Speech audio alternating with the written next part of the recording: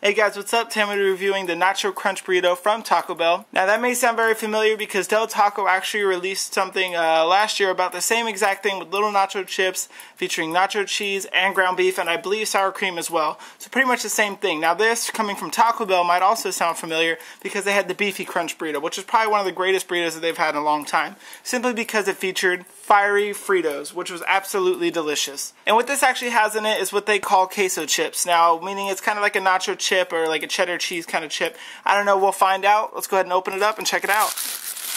So after cutting it in half, you can see right there, it's really nothing pretty to look at, but we got the sour cream, nacho cheese, ground beef, and their queso chips.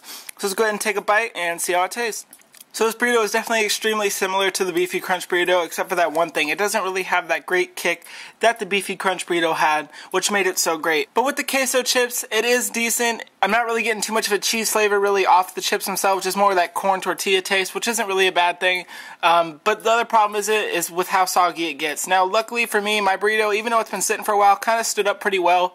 But some tortilla chips are extremely just soggy and like absorbed up all that sour cream and greasiness from the meat, which isn't really the greatest tasting thing or texture in your mouth.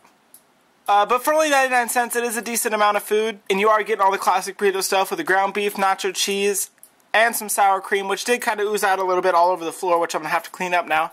But I mean, it's not necessarily a bad thing. It does taste pretty good overall, but I still feel like it's missing something. It's definitely going to need some of that fire sauce or mild sauce, because as a whole, it really does not bring that much to the table. There isn't really that much of a wow factor or really even a great taste to it. It's just kind of like a mushy taco stuffed into a burrito, and it's just really not all that great.